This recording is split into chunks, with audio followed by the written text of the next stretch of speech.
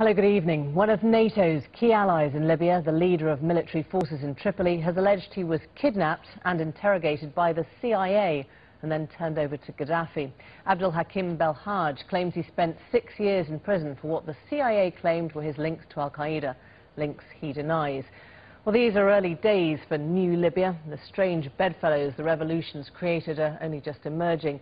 Could this be the start of a series of embarrassing revelations about the relationship between Colonel Gaddafi and the West? Peter Marshall is here with a bit more. Peter. Well, there's more light being shed on the dark side of the war on terror, that's for sure. 30 years ago, of course, Islamist fighting groups were America's great friends, fighting the good fight against the Russians in Afghanistan. 10 years ago, that all changed with the war on terror, and the enemy's enemy, Colonel Gaddafi, became the great friend. And now that's all changed again, and we've got a former jihadist leading the fight against Gaddafi's forces in Tripoli, but he's revealing some embarrassing secrets. Suddenly everything's changed. The rebel force which took Tripoli is now the de facto army of the new Libya. The man who led them is Abdul Hakim Belhaj. Today we are witnessing a new revolution, which everyone is happy about. But the hero of this revolution, championed by NATO and America, has also said that just a few years ago he was being tortured by the CIA. Back in the 1990s, Belhaj led an Islamist guerrilla group fighting to overthrow Gaddafi. Then the Americans lent Gaddafi a hand. According to Belhaj, he was first detained at an airport in Kuala Lumpur, Malaysia in 2004. From there, he was taken to a secret prison in Bangkok, Thailand, where he says 2 CIA agents took a direct part in his torture. He doesn't give details. Days after that, he was handed to the Libyans, a gift from America to the Gaddafi regime. He was to spend 6 years in Tripoli's notorious Abu Salim prison. The CIA-Libya relationship is no surprise to Omar de Gaius. Libyan-born, he was locked up in Guantanamo Bay, and in September 2004, 2 Libyan intelligence officers turned up as his interrogators. He said that your real enemy are not the Americans, we are your real enemies, you are our enemy. And they said things like, we will kill you when you're back, we came here to take you back to Libya, your real problems are in Libya where we will kill you. Clearly you're like the sun, you're in opposing Gaddafi regime and you're an enemy to the revolution and things like that. And they were making all sorts of threats. Were you worried? I was very, very worried because the Americans kept threatening with handing us to the Libyans. 6 years ago, Newsnight corroborated his story about Libyan agents in Guantanamo by following the logs of a CIA plane tracked from Washington, D.C. to Mitika Airport, Tripoli, and back to Guantanamo Bay. So how are the old enemies and the new friends feeling now about this relationship with the Allied forces involved in Libya's revolution? Tim Hewell is in Benghazi for us. This young man I interviewed alongside his father earlier this year in the eastern city of Derna is one of hundreds who were jailed after fighting abroad against America. Though like most others, he says he wouldn't do that again. I went to Iraq for love of the country, to sacrifice myself because of what happened in Abu Ghraib jail and because of the occupation. Today in Benghazi, as every Friday, they were praying on the square that for months was the heart of the Libyan revolution. This is an overwhelmingly devout and socially conservative society, but one that now claims to be committed to pluralistic democracy. Libya's new leaders vehemently deny there's any major strain of Islamism in their revolution, and most former Islamists within their ranks say they long ago abandoned any extreme views they may once have held. Even so, some Western politicians, particularly in America, think Libya needs to be watched very carefully in future for any possible resurgence of radicalism. It was the murder just over a month ago of this man, the rebels' commander-in-chief, Abd Fattah Yunus, that most alarmed Libya's Western backers and many within the country. The investigation's continuing, but both the National Transitional Council and Yunus's family say Islamist militiamen were to blame. They were an Islamic radical group who committed this execution, and according to the eyewitnesses who have been with him, his guards, so that people looked in a strange shape, with a long beard, with their vocalization, the way that they spoke, were obviously looks like people from an extreme background. No one's yet sure whether the Transitional Council can control radical groups or how far it may go to co-opt Islamists into its vision of the future. Libya's revolutionaries are so keen on legality that here on Benghazi waterfront, amid the souvenir stalls with the hats and the bags, you can also find a copy in Arabic and in English of the Libyan constitution. This isn't the new constitution, it's the constitution of the Libyan monarchy from 1951, and 1952 under the monarchy was the only year that Libya has ever had a proper election.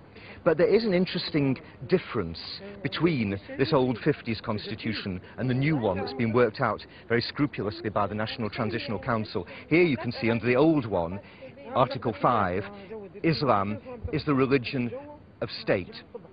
Now, under the new draft constitution, that's rather amplified to say that Sharia, Islamic law, will be the primary source of all future legislation here. That's a distinct difference that some people feel is a concession to Islamists. Tim Huell reporting there from Benghazi. We can speak now to Michael Scheuer, the former head of CIA Bin Laden unit in Washington. And from Edinburgh, Ming Campbell joins us, the former leader of the Liberal Democrats. Gentlemen, thanks very much to you both. Michael Scheuer, it's pretty embarrassing, presumably, if this is proved that the Americans and Gaddafi were working rather well together all the time. Why would that be embarrassing, ma'am? You know, Mr. Blair, Condoleezza Rice, Mrs. Clinton all went to Libya to kiss Mr. Gaddafi's butt after he gave up weapons of mass destruction. It's a funny way to phrase it that the CIA had a relationship with Libya. The United States government had a relationship with Libya, as did Great Britain, as did France, and as did all of their intelligence services. It's kind of this is kind of not a surprise, really. And is it something that you're proud of, or is it a source of regret? Certainly I don't regret it. You know, you work with whoever you can work with to defend the United States. That's the bottom line. And our political leaders said that Gaddafi was a good guy now, and we should deal with him. You know, the intelligence services are not independent actors. At least in the United States, everything we would have done with Gaddafi would have been approved by Mr. Bush and had to be reapproved by Mr. Obama. Ming Campbell, that's the truth of it, isn't it? Realpolitik means that we've always worked with and indeed used dictators in the name of our own national security, and it's pretty naive to think otherwise.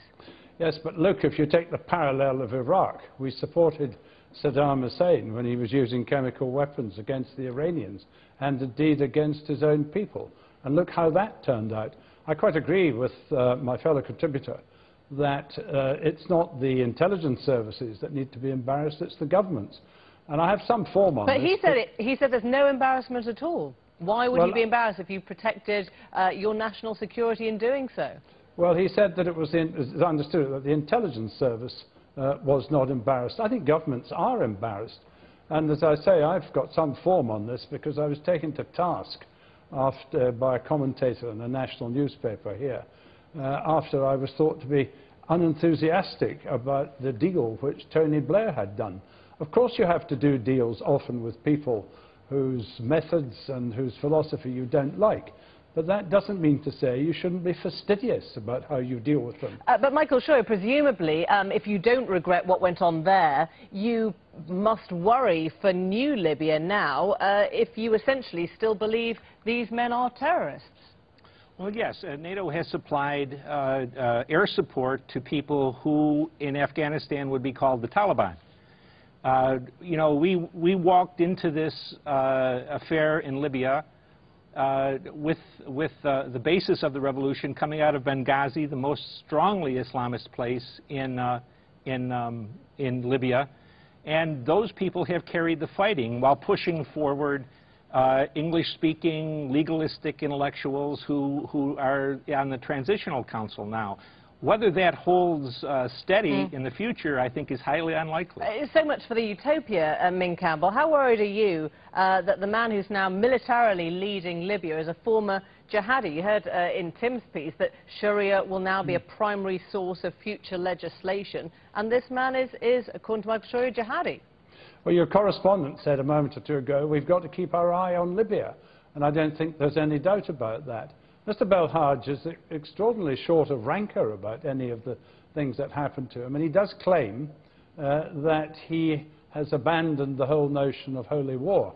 But it's not what people say which matters, it's what they do, and that's why the West has been at pains to embrace the National Council. Why else was there that meeting yesterday in Paris when we were trying very closely to embrace the leaders of the new Libya in order to ensure that we have some influence in relation to their promises to accept, adopt and implement pluralism. Michael Sharia, do you believe in retrospect that rendition was the wrong policy?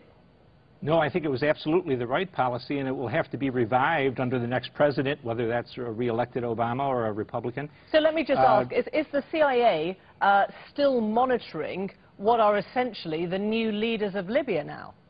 I would certainly hope so. I don't have any way of knowing, but certainly I would hope they would be doing that, ma'am. I was going to say there's a fundamental difference on these matters, as far as I'm concerned. Rendition is illegal. It's illegal in international law, and it's almost certainly illegal in the domestic law of the countries in which it's practiced. And if you accept that rendition is a legitimate means of conducting the campaign against terrorism, then you're giving away an enormous amount of your moral authority. Michael Sharia, a brief response to that. You lose your moral authority by doing so. The moral high ground is where you can shoot your gun straightest from, ma'am. I wouldn't worry about international law for a second if I was in charge of protecting the United States. All right, thank you both very much indeed.